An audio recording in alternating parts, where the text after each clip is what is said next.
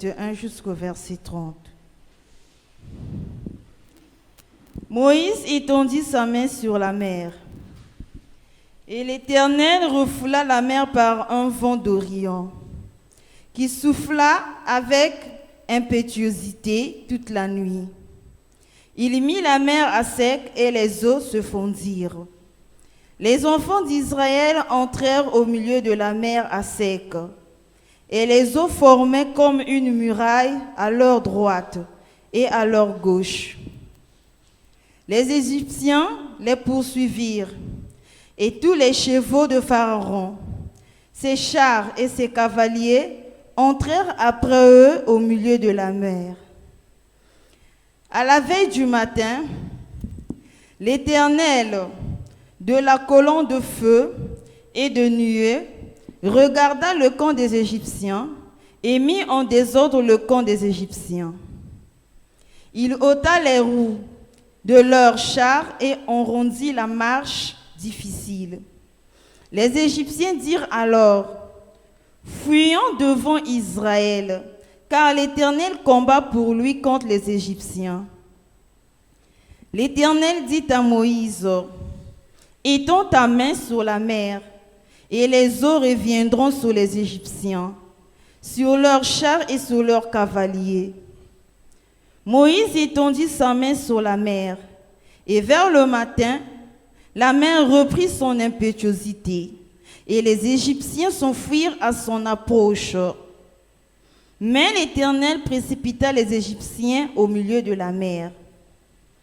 Les eaux revinrent et couvrirent les chars, les cavaliers et toute l'armée de Pharaon qui étaient entrés dans la mer après les enfants d'Israël. Et il n'en échappa pas un seul. Mais les enfants d'Israël marchèrent à sec au milieu de la mer, et les eaux formaient comme une muraille à leur droite et à leur gauche.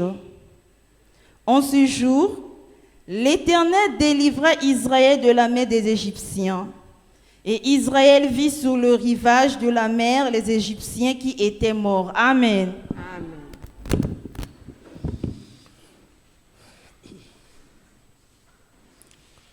Amen. Amen. Repartons. Pendant qu'il voulait repartir, c'est Dieu qui a demandé à Moïse de lever sa main. Et la Bible nous dit, quand Moïse a levé sa main, les eaux revinrent à leur place et engloutirent l'armée de Pharaon, les chars, dans la mer Rouge.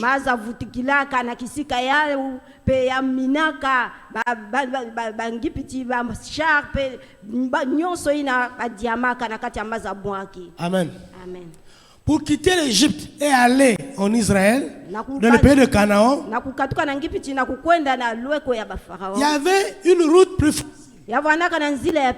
Mais Dieu a préféré les conduire par la mer. Et Dieu les a ouvert une voie au travers de la mer Rouge. La voie créée par Dieu était bénéfique pour sauver Israël. Mais cette voie n'était pas favorable à l'armée de Pharaon. Passer par la mer Rouge était une bénédiction pour Israël, mais une malédiction pour Pharaon. Est-ce que vous comprenez ça? Une bénédiction pour Israël, mais une malédiction pour l'ennemi qui poursuivait Israël. Alléluia. Amen. Dieu n'a pas ouvert cette voie pour Pharaon et son armée. Cette voie était ouverte pour que Israël puisse s'échapper. Pour que Israël puisse traverser de l'autre côté. Ce n'était pas pour que Israël soit rattrapé. Amen. Amen. Voilà pourquoi Dieu a choisi de les faire passer par la mer Rouge. Parce que cette voie était une voie favorable à Israël et non aux Égyptiens.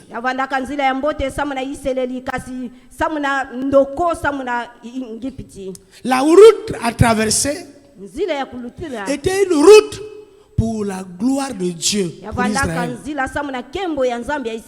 Alléluia. Amen. Cette route a été tracée pour ceux qui adorent Dieu, pour ceux qui sont prédestinés à adorer Dieu. Mais elle n'était pas prédestinée pour les persécuteurs des enfants de Dieu. C'est-à-dire tous ceux qui devaient persécuter Israël empruntaient cette route. C'était fatal pour eux. C'était pour leur destruction. Voilà pourquoi les Égyptiens, l'armée égyptienne n'a pas pu réussir en empruntant cette route.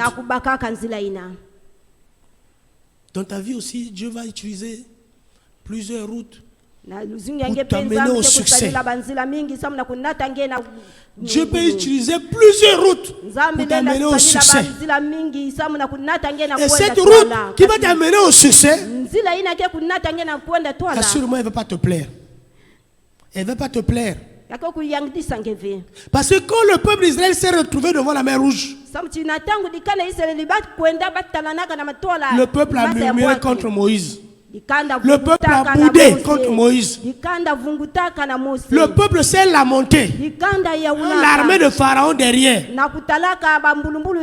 Parce que cette route, d'après eux, n'était pas favorable, n'était pas bonne. Pour eux, cette route les mettait en danger. Mais ils ne savaient pas que cette route était pour leur salut. Ça veut dire qu'il se peut que Dieu aussi est en train de te conduire dans une route qui est pour toi très difficile. Pour toi, cette route est difficile. Elle est compliquée. Il y a beaucoup d'obstacles. Mais cette route est bien pour ton salut. Parce que tous ceux qui te poursuivront ne pourront pas passer comme les Israélites. Cette route, tu peux la traverser, tu peux la passer, tu peux passer par cette route. Amen. Mais tes ennemis, non. S'ils empruntent la même route, ils seront engloutis. S'ils empruntent la même route, ils seront écrasés. S'ils empruntent la même route, ils seront déstabilisés. Donc la traversée de la mer Rouge était une route choisie par Dieu pour humilier Pharaon et son armée. Cette route choisie par l'Éternel était une route que Dieu a choisie pour déstabiliser les ennemis de son peuple. Peut-être que tu traverses une période difficile dans ta vie. Et peut-être que tu es en train de murmurer. Tu es déçu de la vie. Tu te dis, moi en tant qu'enfant de Dieu, comment de telles choses peuvent m'arriver?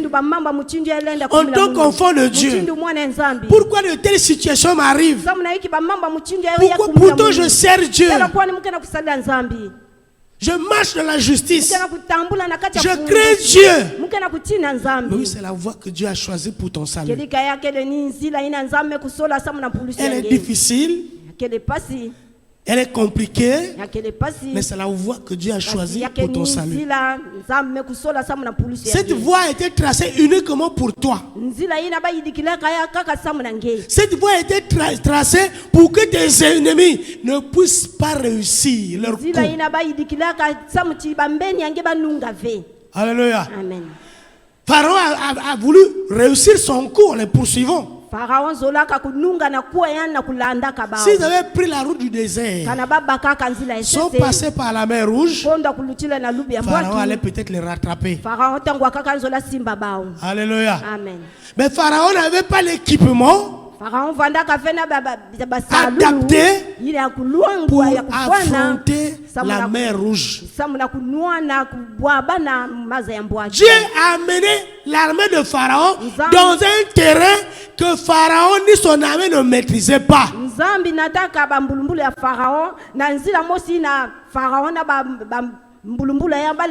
L'armée de Pharaon n'était pas adaptée pour combattre dans la mer Rouge.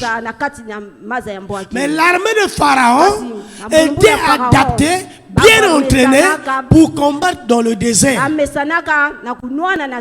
et non dans la mer Rouge. La mer Rouge était pour eux un territoire méconnu, une zone méconnue. Ils n'avaient même pas des techniciens pour faire face, ou encore ils n'avaient même pas de bateau, ils n'avaient pas de bateau de guerre, ils n'avaient que des chevaux. Alléluia. Amen. Ils sont rentrés dans une route qu'ils ne maîtrisaient pas. Ils ont vu les Israéliens passer. Ils se sont dit, nous aussi on fait la même chose. Ils ont oublié que le Dieu très haut, tout puissant, qui a créé cette route, pouvait aussi la refermer. Et quand Dieu a refermé l'océan, quand Dieu a refermé la mer Rouge, la route a disparu. Tous les cavaliers dans l'eau, les chars dans l'eau, l'armée dans l'eau, et personne n'a survécu. C'est comme ça que Dieu a humilié l'armée de Pharaon. C'est comme ça que Pharaon a été humilié devant un peuple que lui l'a traité comme esclave. Pharaon avait une forte armée. Mais cette armée, cette forte, cette grande armée, cette puissante armée a été humiliée dans la mer Rouge en poursuivant les esclaves hébreux. Assure-moi le monde aussi, dans le monde on te considère comme esclave. Peut-être que dans ta famille on te considère aussi comme esclave. Quelque part on te considère comme esclave. On peut te maltraiter comme on veut, personne ne dira. On peut te nuire comme on veut, personne ne dira un mot. On peut te traiter comme un esclave. Il y a des gens qui sont traités comme des esclaves dans leur famille. Il y a des gens qui sont traités comme des esclaves dans leur mariage, dans leur foyer. Il y a des gens qui sont traités comme des esclaves dans leur travail. Alléluia. Amen. Humilie-toi seulement devant le Seigneur. Continue de t'humilier devant le Seigneur. Continue de servir le Seigneur. Il y aura un jour, Dieu humiliera ceux qui te maltraitent. Dieu est juste. Il est fidèle. Voilà pourquoi serre-le avec empressement. Serre-le. Continue de le servir dans la justice. Marche dans la crainte. Fais ce qui est juste. Fais ce qui honore le Seigneur. Tu vas humilier tes ennemis. Parce que c'est un Dieu juste. Amen. On acclame le Seigneur Jésus.